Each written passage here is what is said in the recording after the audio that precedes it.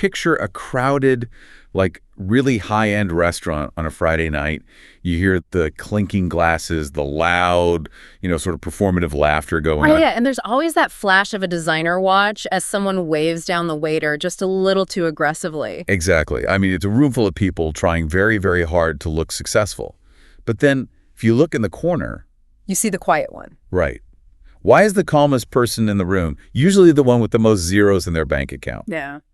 It's never the flashiest or like the loudest person holding court. No, it's almost always that quiet figure who just orders without scanning the prices. Yeah, the one who doesn't need to name drop their zip code or, complain about their tax bracket. They don't have anything to prove. Exactly. There is a specific source for that deep, unshakable calm. And honestly, it has almost nothing to do with the size of a paycheck. It really is a distinct type of quiet power. I mean, you can feel it across a table, and it leaves very specific, measurable fingerprints on a person's life. It really does. And today, for this deep dive, we are hunting down those exact fingerprints. We've got a massive stack of research here. Wealth psychology studies, financial behavior reports, consumer demographic data, and our mission is to break down the 10 quiet signs of real wealth.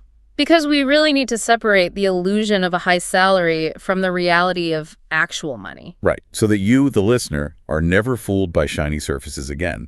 Because there is a trap, and it's incredibly easy to fall into, especially when you hit that middle-class stride and start making decent money. Oh, absolutely. We constantly mistake a high salary for wealth. Yes, and listen to this staggering data point we pulled from the recent demographics.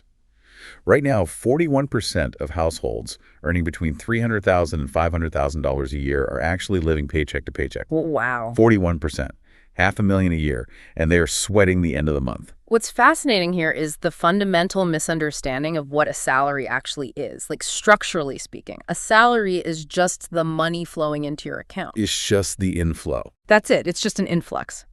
Wealth, on the other hand, is what is still standing after the show is over. After all the bills and the lifestyle maintenance. Exactly.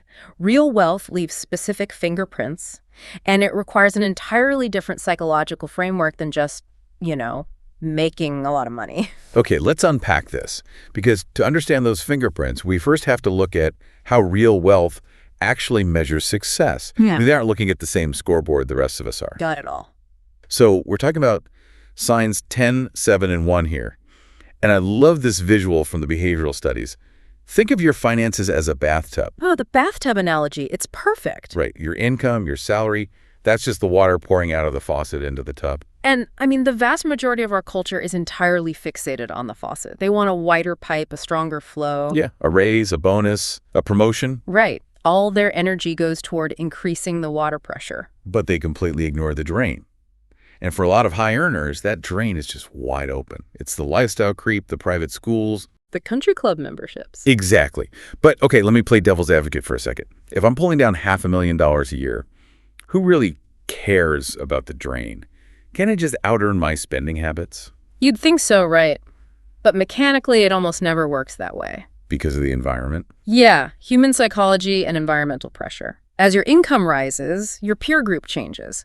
You move to a more expensive zip code for the schools, which means your neighbors are driving nicer cars. Which subtly pressures you to upgrade your car. Exactly. The drain just automatically widens to match the faucet. That's why wealthy people, the ones with actual staying power, never talk about salaries or raises. They only focus on net worth. The water that actually stays in the tub. Right, while the drain is open. Net worth is the water level.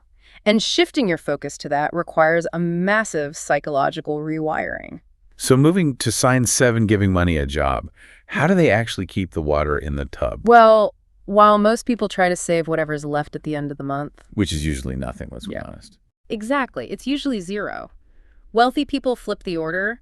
Their money has a job before it ever hits the account. It is automatically routed to retirement, investments, and savings. So the savings rate actually matters way more than the salary. Exponentially more. A household making $100,000 that saves 20% will absolutely crush a household making $300,000 that saves nothing. Which leads us perfectly into sign 1. Here's where it gets really interesting. Because when you save that much, the dynamic fundamentally shifts. High earners, even the $300,000 ones, are still trading hours for dollars. Right. If the surgeon's hand shakes or they want to take a month off, the cash stops flowing. But wealthy people build systems where money earns money while they sleep. They have money on overtime. It's capital labor versus human labor. Let me drop the hard math on this because it is staggering. Let's say you have $100,000, right? Yeah, 100 grand. And you just leave it untouched in a broad market index fund at an 8% return. You don't add a single cent to it. Just let it sit there. In 20 years, that $100,000 grows to over $460,000. Oh, wow. Over 460 grand. Without adding a dime, that is money doing the heavy lifting, not the human. That's insane. And because their money is busy working overtime in the background, you rarely see it parked in the driveway or hanging in their closet. Right, the optics of wealth. Yeah, which brings us to the illusion of looking rich versus actually being rich. Signs 3, 8, and 5. Let's talk about the $1.1 million Honda. Oh, this one always gets people. It really does. We get fooled so easily by expensive cars. We see a $90,000 luxury SUV and assume the driver has it all figured out. But the average new car payment right now is $770 a month. $770, it's wild. Why would anyone trade future wealth for a depreciating hunk of metal? Well, let's run the numbers. Because the financial industry has basically conditioned us to only look at the monthly payment.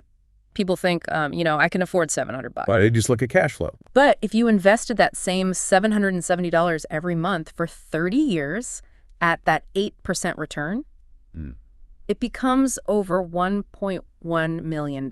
Wait, really? $1 million? Over $1 million. This is exactly why 61% of households earning over $250,000 don't drive luxury brands. They drive, what, Toyotas and Hondas? Yeah, paid off, few-year-old Toyotas, Hondas, Subarus. They'd rather have the $1 million compounding than the, superficial respect of a stranger at a red light. That perfectly illustrates sign 8. Assets versus liabilities. It's the core rule, right? Exactly. The wealthy buy assets, index funds, rentals, business stakes, things that put money in your pocket. Yeah. Everyone else buys liabilities. Boats, giant TVs, luxury clothes, things that pull money out. Yeah. I think about that specific example of the plumber millionaire from the studies. He looks like a completely ordinary guy in a 10-year-old truck. Yeah. But he's a secret millionaire simply because he spent 20 years buying assets instead of upgrading his lifestyle. He had the social courage to just look ordinary. Which takes a lot of power. And that's sign 5, the power of no. Right. And saying no often just looks like doing nothing. Like bringing lunch from home. Or cheerfully skipping an expensive group trip to Tulum. The stats back it up entirely. 94% of millionaires live on less than they make. 94%. So what does this all mean for the listener? It means you have to stop spending money to impress people you don't even really like. Honestly, yes. Because when you stop spending to impress others, a much bigger door opens up. Yeah, living below your means completely transforms how you experience life's inevitable problems. Which brings us to the ultimate luxury, peace and options. This is where it all comes together. Signs 9, 4, 2, and 6. Let's start with sign 9, boring investing. We really need to shatter the myth of getting rich off a secret stock tip at a barbecue. Or some alt crypto coin. Right. The data shows that 75% of millionaires built their wealth through regular, consistent investing in low-cost index funds over a really long period. Just slow and steady. Boring wins. Boring absolutely wins. They want to be quietly unshakable by the time they're 60, not rich by Friday. And they apply that same discipline to daily expenses.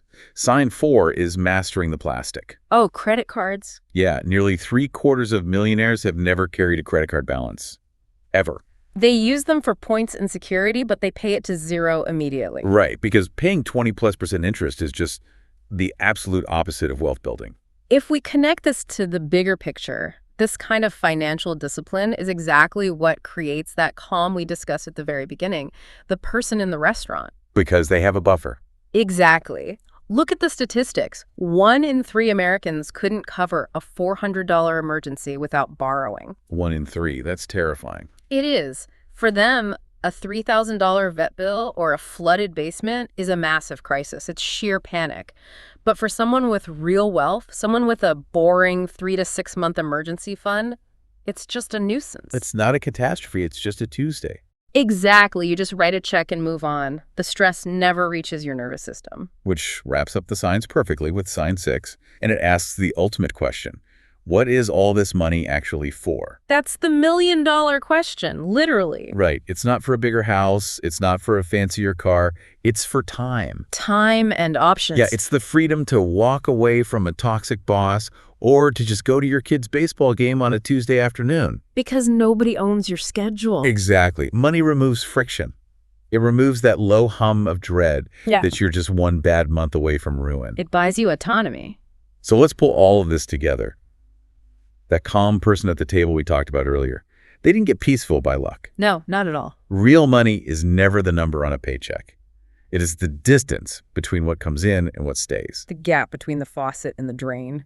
Exactly. So for everyone listening, we want to know, which of these 10 signs surprised you the most? Or, which ones are you already practicing? Let us know in the comments, because we love seeing how you're building your own systems. But before we go, this raises an important question that I think everyone really needs to sit with. What's that? Well, look at your own life and ask yourself, are you currently working to build a shiny surface, or are you quietly building the foundation for your own unbreakable peace?